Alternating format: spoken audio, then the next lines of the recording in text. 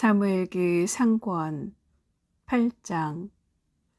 사무엘은 나이가 많아지자 자기 아들들을 이스라엘의 판관으로 내세웠다. 맏아들의 이름은 요엘이고 둘째 아들의 이름은 아비아였다. 이들은 부에르 세바에서 판관으로 일하였다. 그런데 사무엘의 아들들은 그의 길을 따라 걷지 않고 이 속에만 치우쳐 뇌물을 받고는 판결을 그르치게 내렸다. 그러자 모든 이스라엘 원로들이 모여 라마로 사무엘을 찾아가 청하였다. 어르신께서는 이미 나이가 많으시고 아드님들은 당신의 길을 따라 걷지 않고 있으니 이제 다른 모든 민족들처럼 우리를 통치할 임금을 우리에게 세워주십시오. 사무엘은 우리를 통치할 임금을 정해주십시오 하는 그들의 말을 듣고 마음이 언짢아 주님께 기도하였다. 주님께서 사무엘에게 말씀하셨다. 백성이 너에게 하는 말을 다 들어주어라. 그들은 사실 너를 배척한 것이 아니라 나를 배척하여 더 이상 나를 자기네 임금으로 삼지 않으려는 것이다. 그들은 내가 이집트에서 데리고 올라온 날부터 오늘에 이르기까지 나를 저버리고 다른 신들을 섬기며 그런 짓을 저질러 왔는데 그 모든 것을 너한테도 그대로 하고 있는 것이다. 그러니 이제 그들의 말을 들어주어라. 그러나 엄히 경고하여 그들을 다스릴 임금의 권한이 어떠한 것인지 그들에게 알려주어라. 사무엘은 자기한테 임금을 요구하는 백성에게 주님의 말씀을 모두 전하였다. 사무엘은 이렇게 말하였다. 이것이 여러분을 다스릴 임금의 권한이요.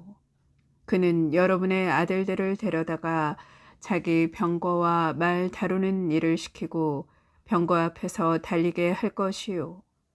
천인대장이나 50인 대장으로 삼기도 하고 그의 밭을 갈고 수확하게 할 것이며 무기와 병거의 장비를 만들게도 할 것이요.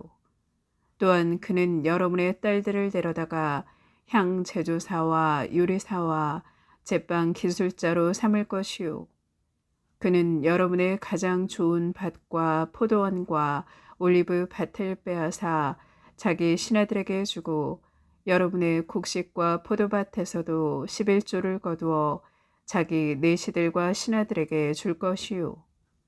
여러분의 남종과 여종과 가장 뛰어난 젊은이들 그리고 여러분의 나귀들을 끌어다가 자기 일을 시킬 것이요. 여러분의 양떼에서도 11조를 거두어 갈 것이며 여러분마저 그의 종이 될 것이요. 그제야 여러분은 스스로 뽑은 임금 때문에 울부짖겠지만 그때 주님께서는 응답하지 않으실 것이요. 그러나 백성은 사무엘의 말을 듣기를 마다하며 말하였다. 상관없습니다. 우리에게는 임금이 꼭 있어야 하겠습니다. 그래야 우리도 다른 모든 민족들처럼 임금이 우리를 통치하고 우리 앞에 나서서 전쟁을 이끌 수 있게 될 것입니다. 사무엘은 백성의 말을 다 듣고 나서 그대로 주님께 아뢰었다. 주님께서는 사무엘에게 그들의 말을 들어 그들에게 임금을 세워주어라 하고 이르셨다. 그래서 사무엘은 이스라엘 사람들에게 저마다 자기 성읍으로 돌아가시오 하고 일렀다. 사무엘기 상권 9장. 베냐민 지파에 한 사람이 있었는데 그의 이름은 키스였다. 그는 아비엘의 아들이고 치로르의 손자이며 브코랏의 증손이고 아피아의 현손이었다. 그는 베냐민 사람으로서 힘센 용사였다. 그에게는 아들이 하나 있었다. 이름은 사울인데 잘생긴 젊은이였다. 이스라엘 자손들 가운데 그처럼 잘생긴 사람은 없었고 키도 모든 사람보다 어깨 위만큼은 더 컸다. 하루는 사울의 아버지 키스의 암나귀들이 없어졌다. 그래서 키스는 아들 사울에게 말하였다. 종을 하나 데리고 나가 암나귀들을 찾아보아라. 사울은 종과 함께 에프라임 산악 지방을 돌아다니고 살리사 지방도 돌아다녔지만 찾지 못하였다. 그들은 살림 지방까지 돌아다녔는데 거기에도 없었다. 다시 베냐민 지방을 돌아다녔으나 역시 찾지 못하였다. 그들이 추읍 지방에 들어섰을 때 사울은 함께 가던 종에게 말하였다. 그만 돌아가자. 아버지께서 암나귀들이 아니라 오히려 우리를 걱정하시겠다. 그러자 종이 그에게 말하였다. 이 성읍에는 하느님의 사람이 한 분 살고 계십니다. 그분은 존경받는 분이신데 하시는 말씀마다 모두 들어맞는다고 합니다. 그러니 우리 거기에 한번 가봅시다. 혹시 그분이 우리에게 가야 할 길을 일러주실지도 모릅니다. 그러자 사울이 종에게 말하였다. 그런데 간다면 그분에게 무엇을 가지고 가야겠느냐? 자루에는 빵도 떨어지고 그 하느님의 사람에게 갖다 드릴 예물이 하나도 없구나.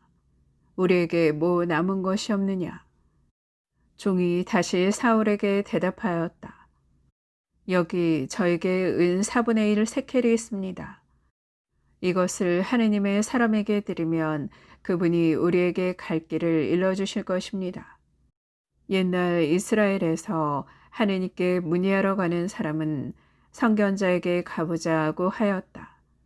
오늘날의 예언자를 옛날에는 선견자라고 하였던 것이다. 그러자 사울은 종에게 내 말이 옳다, 어서 가자 하며 하느님의 사람이 있는 성읍으로 갔다. 그들은 그 성읍으로 난 오르막길을 가다가 물을 기르러 나오는 처녀들을 만나 이곳에 선견자가 계시지요 하고 물었다. 처녀들이 그들에게 대답하였다. 지금 그분이 저 앞에 가십니다. 어서 서두르십시오. 그분은 오늘 산당에서 백성을 위한 제사가 있어 이 성읍에 오셨습니다. 두 분이 성읍으로 들어가시면 그분이 식사하러 산당으로 올라가시기 전에 만나실 수 있을 것입니다. 백성은 먹지 않고 그분이 오시기를 기다립니다. 그분이 재물에 축복하신 다음에야 초대받은 이들이 먹을 수 있기 때문이지요.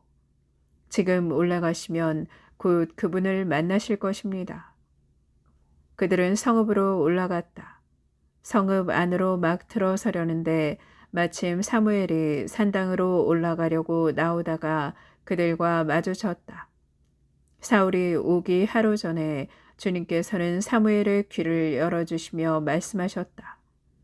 내일 이맘때 베냐민 땅에서 온 사람을 너에게 보낼 터이니 그에게 기름을 부어 내 백성 이스라엘의 영도자로 세워라. 그가 내 백성을 필리스티아인들의 손에서 구해낼 것이다. 나는 내 백성이 고생하는 것을 보았고 그들이 울부짖는 소리를 들었다. 사무엘이 사울을 보는 순간 주님께서 사무엘에게 말씀하셨다. 이 사람이 내가 너에게 말한 바로 그 사람이다. 이 사람이 내 백성을 다스릴 것이다. 사울이 성문 안에서 사무엘에게 다가가 물었다. 선견자의 댁이 어디인지 알려주십시오. 사무엘이 사울에게 대답하였다. 내가 그 선견자요. 앞장서서 산당으로 올라가시오. 두 분은 오늘 나와 함께 음식을 들고 내일 아침에 가시오. 그때 당신이 마음에 두고 있는 일도 다 일러주겠소. 당신이 사흘 전에 잃어버린 암나귀들은 이미 찾았으니 더 이상 그 일로 마음을 쓰지 마시오. 지금 이스라엘의 모든 기대가 누구에게 걸려 있는지 아시오. 바로 그대와 그대의 집안에 걸려 있소. 사울이 대답하였다. 그렇지만 저는 이스라엘의 지파 가운데에서도 가장 작은 벤야민 지파 사람이 아닙니까? 그리고 저의 가문은 벤야민 지파의 시족들 가운데서도 가장 보잘것없습니다. 그런데 어찌하여 저에게 그런 말씀을 하십니까? 사무엘은 사울과 그의 종을 데리고 큰 방으로 들어가 초대받은 이들 맨 윗자리에 앉혔다. 손님들은 30명쯤 되었다. 사무엘이 요리사에게 일렀다. 내가 너에게 간수하라고 맡겨둔 몫을 가져오너라. 요리사가 넓적다리와 꼬리를 가져다가 사울 앞에 차려놓자 사무엘이 말하였다. 여기 남겨둔 것을 당신 앞에 차려드리니 잡수시오. 당신이 초대된 사람들과 함께 때맞춰 들도록 남겨둔 것이오.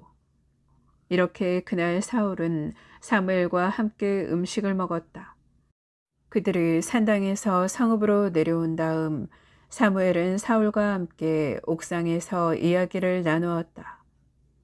그들은 일찍 일어났다. 동틀 무렵 사무엘이 옥상에 대고 사울을 부르면서 일어나시오. 내가 당신을 바래다 주겠소. 하자 사울이 일어났다. 그리고 사울과 사무엘은 둘이서 밖으로 나갔다. 그들이 성읍 끝까지 내려갔을 때 사무엘이 사울에게 말하였다. 종더러 우리보다 앞서가라고 이르시오. 종이 앞서가고 나면 당신은 잠시 서 계시오. 내가 하느님의 말씀을 들려주겠소. 사무엘기 상권 10장. 사무엘은 기름병을 가져다가 사울의 머리에 붓고 입을 맞춘 다음 이렇게 말하였다. 주님께서 당신에게 기름을 부으시어 그분의 소유인 이스라엘의 영도자로 세우셨소. 오늘 당신은 나를 떠나서 가다가 벤야민 영토 첼차에 있는 라헬의 무덤 근처에서 두 사람을 만나게 될 것이요. 그들은 당신에게 당신 아버지는 당신이 찾으러 다니던 암나귀들을 이미 찾으셨소. 이제 나귀 걱정은 놓으셨지만 내 아들은 어찌 되었을까 하시면서 당신들을 걱정하고 계시오. 하고 말할 것이오. 거기에서 더 가다가 타보르의 참나무에 이르면 하느님을 예배하러 베텔로 올라가는 세 사람을 만나게 될 것이오. 한 사람은 새끼염소 3마리를 끌고 한 사람은 빵 3덩이를 들고 나머지 한 사람은 술 1부대를 메고 있을 것이요. 그 사람들이 당신에게 인사를 하고 빵 2덩이를 줄 것이니 받으시오. 그런 다음 당신은 필리스테아인들의 수베대가 있는 기브아 엘로힘에 이르게 될 것이요. 당신이 그 성읍에 다다르게 되면 산당에서 내려오는 예언자들의 무리를 만날 것이요.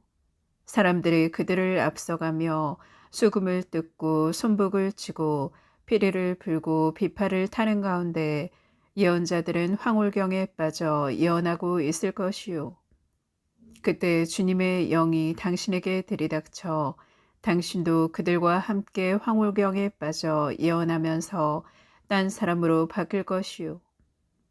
이런 표징들이 당신에게 닥치거든 하느님께서 당신과 함께 계시니 할 수 있는 일은 무엇이든지 하시오.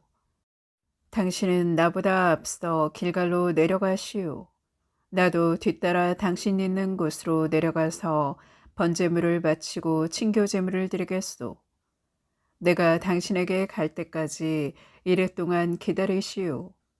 그때 가서 당신이 해야 할 일을 내가 알려주겠소. 사울이 몸을 돌려 사무엘을 떠나가려는데 하느님께서 사울의 마음을 바꾸어 주셨고 바로 그날 이런 표징들이 모두 일어났다. 사울이 종과 함께 그곳 기브아에 이르렀을 때 예언자의 무리가 오고 있었다.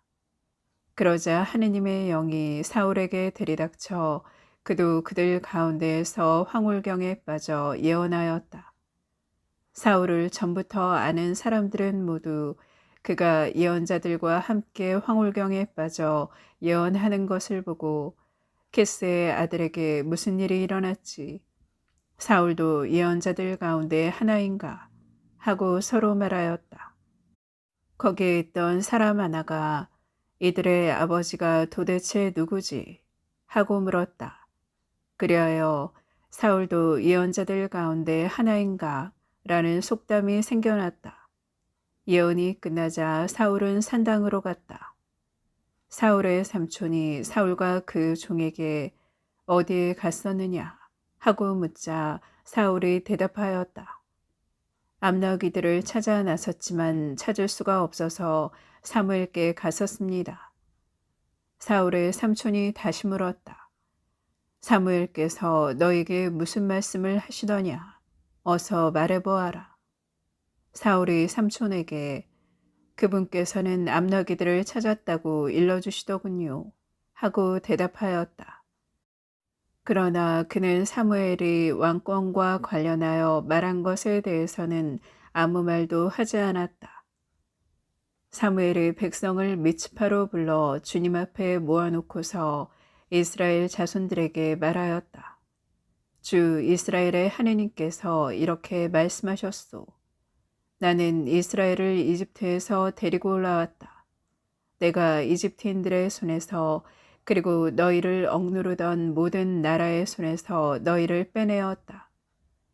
그런데도 오늘 여러분은 온갖 재앙과 재난에서 여러분을 구해주신 여러분의 하느님을 배척하면서 안 되겠습니다. 우리에게 임금을 세워주십시오 하고 청하였소. 그러니 이제 지파와 시족별로 주님 앞에 나와 서시오. 사무엘이 이스라엘의 모든 지파를 가까이 오게 하자 베냐민 지파가 뽑혔다. 다시 베냐민 지파를 시족별로 가까이 오게 하자 마트의 시족이 뽑혔고 이어 키스의 아들 사울이 뽑혔다. 그래서 사람들이 그를 찾아보았으나 그는 보이지 않았다. 그들이 다시 주님께 그 사람이 여기에 와 있습니까? 하고 여쭤보자 주님께서 말씀하셨다. 그렇다. 저기 짐짝 사이에 숨어 있다. 그들이 달려가 그곳에서 사울을 데리고 나왔다. 그가 사람들 가운데에 서자 그의 키는 모든 백성보다 어깨 위만큼 더 컸다. 사무엘이 온 백성에게 주님께서 뽑으신 이를 보았소. 온 백성 가운데 이만한 인물이 없소. 하고 말하자 온 백성이 환호하며 임금님 만세 하고 외쳤다. 사무엘은 백성에게 왕정의 권한을 설명하고 그것을 책에 적어 주님 앞에 두었다. 그런 뒤에 온 백성을 저마다 자기 집으로 돌려보냈다. 사울도 기브아에 있는 자기 집으로 돌아갔는데 하느님께서 마음을 움직여 주신 용사들도 그와 함께 갔다. 그런데 몇몇 불량한 자들은 이 친구가 어떻게 우리를 구할 수 있으랴 하면서 사울을 업신여기고 그에게 예물도 바치지 않았다. 그러나 사울은 아무 말도 하지 않았다.